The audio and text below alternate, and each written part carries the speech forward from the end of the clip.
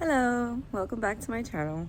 It is now June 28th, and earlier in this week we had a bit of a heat wave for about 3 days. I was driving home with my son. We went out and I was looking on the dashboard, and the outside temperature was 106. So leading up to the heat wave, I had, made plans to water my garden, and then, make sure that everything was well watered, got up, and but guess what? We suffered some damage back here. For the most part, everything, kind of handled like a trooper, and some things actually thrived during the heat wave, but we took some hits in this area. So the perennial border just loved the heat. But my back here, oh, I have a heartbreaking, actually three heartbreaking finds after the heat wave, and I was looking online as far as some solutions, and yeah. So anyhow, let me show you the aftermath. So this is the so this is the south facing part of my garden. Over here is pretty protected because it's under the balcony. So for the most part, everything was good, but over here on this end is west facing, and this is from the east. So the sun rises in the east and goes across and sets in the west. This area over here gets a lot of afternoon sun, and subsequently we had some damage here despite coming in out in the morning and watering, and yeah, so the white Gila took it like a champ.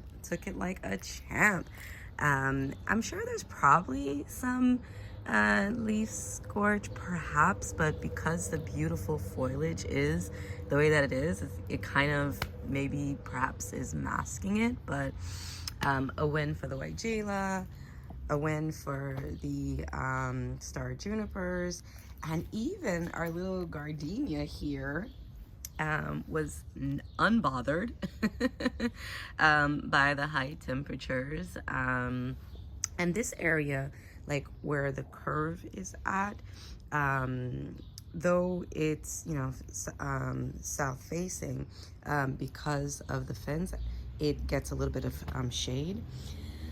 But look at my snowball viburnum, y'all. Look at my snowball viburnum. Can we say scorched? Can we say scorched?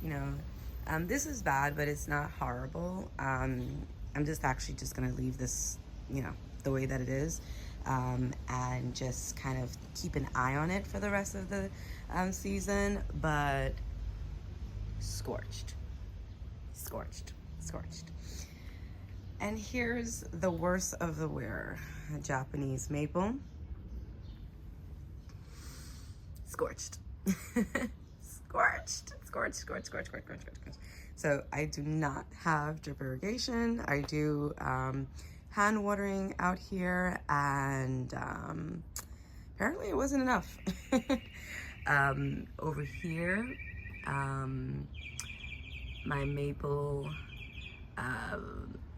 hydrangea. Yeah, this is the Gatsby Moon oak leaf hydrangea. I don't know why I say maple hydrangea, but oak leaf hydrangea definitely took some scorching. Oddly enough, what was affected was more the mature ones. The younger shoots, unbothered. Well, no, not really. I have something here. Yep. And as we move through here, just a little scorch over here. This is what is it? It's another viburnum, ruby spice, baby spice viburnum right here. And the clethra definitely got some scorch. Not bad. The blooms are still here, but it's just the leaves that got the brunt of it. And over here,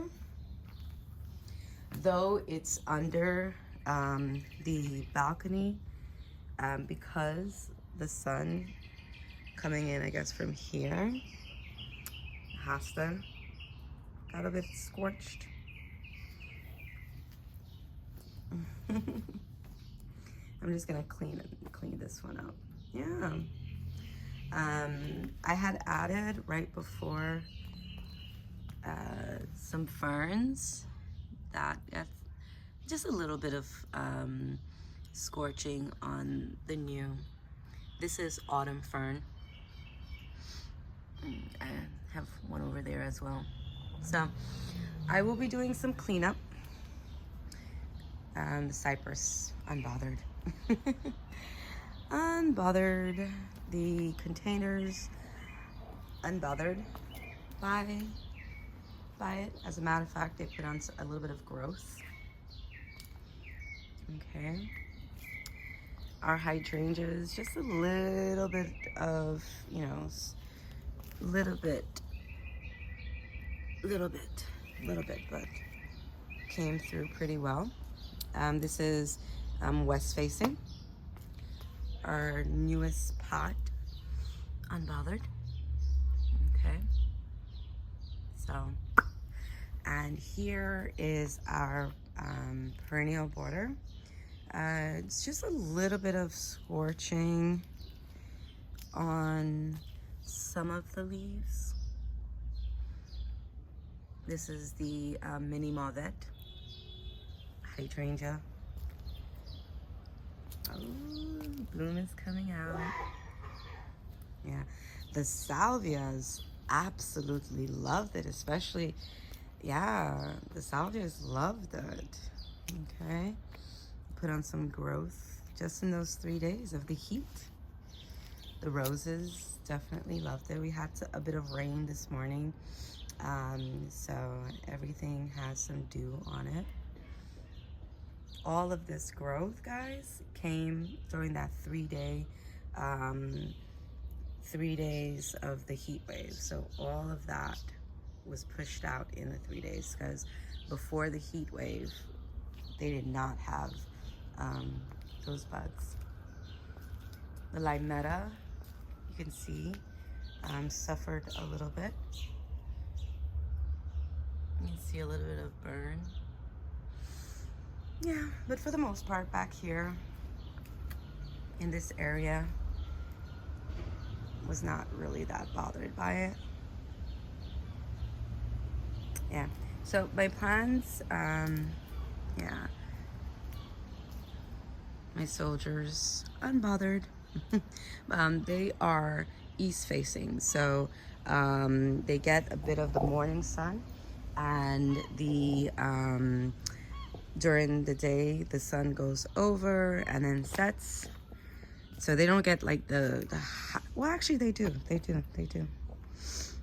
Yeah, for this, so for my plan, I've been looking up on some, you know, some remedies for this, which there's not much.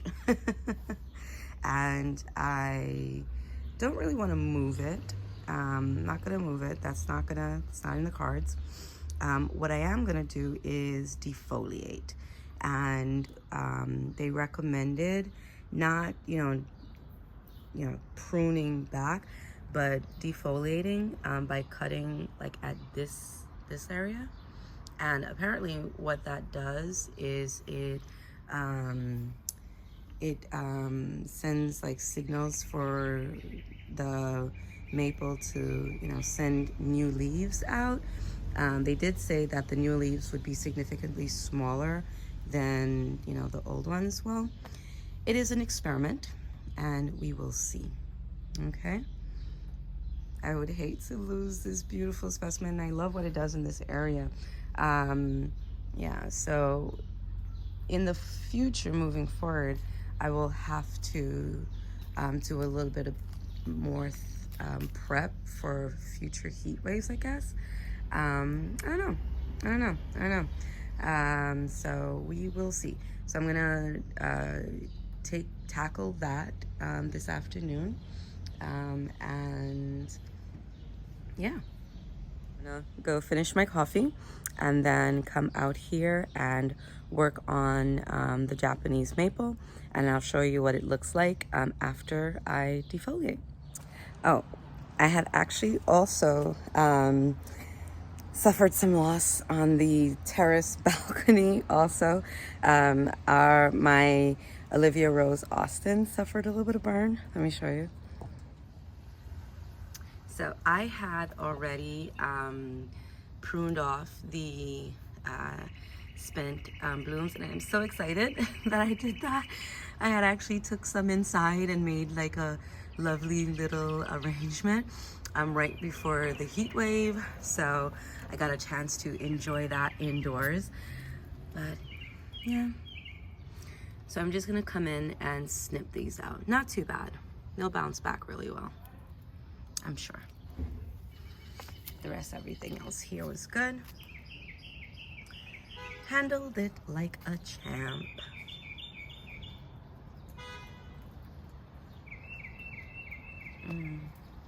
Yeah, so yeah, a little bit of work after coffee.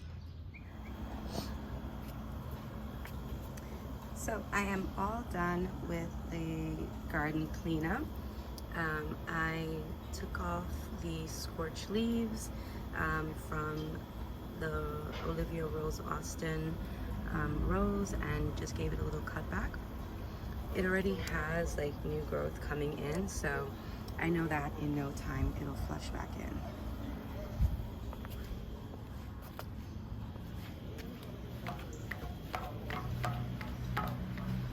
And down here, I defoliated a bit of the viburnum. I didn't cut the stems, I just cut off the leaves. So just went in with my pruners and just cut off the scorched leaves. Not all of them. I left some because I think it kind of looks pretty. But the ones that were extensively scorched, I trimmed those off. Look at our blood good.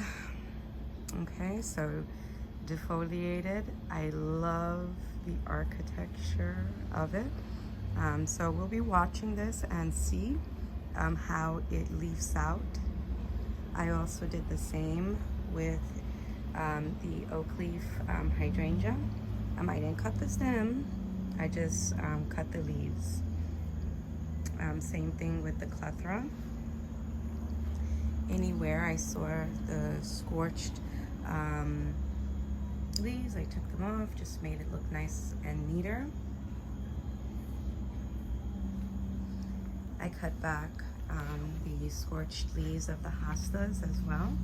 I took down the blooms just for them to look a little neater. Cut back some of the scorched leaves of the ferns.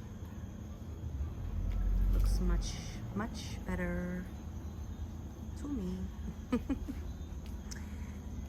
Now, when you're doing cutbacks or trims or any type of work, it is very important to clean in between. So I clean in between with 70% isopropyl alcohol and use my little trimmers here. In the perennial border, I did a little bit of cutback, trimmed a little bit around the catmint, and it is very important to open up your shrubs, okay, and your stuff, because look what's growing in between here. I'm gonna get some gloves, and I got some mushrooms. It's growing in between here. Let me take this out. Yeah, so I gave the perennial border a little trim as well. I have a 30-gallon and a 10-gallon pop-up. So for these like smaller jobs, I just use my 10-gallon pop-up. You can see here. Yeah. So just gonna let the garden do what it does and just repair itself. Look at the buddleia. Oh, look at the butterfly bush. Oh, I love the color. And you know, even though I have so many different plants here, there's a bit of cohesion because of the color palette. So you don't have to have the same repeated plants, but you can create cohesion with color. So if you can see here, the color from the phlox, buddleia, and our dahlia are very complementary. Same thing for our coneflower and the limetta and our rose. So you can have a good variety and not have it look, you know, like a hodgepodge of plants thrown together by creating cohesion with color. Yeah, so just got a nice little rain overnight, and yeah, so just all done. And we will just be keeping an eye. Hopefully we don't have too many of these 3-day back-to-back triple-digit temperatures, and these plants can get a chance to bounce back.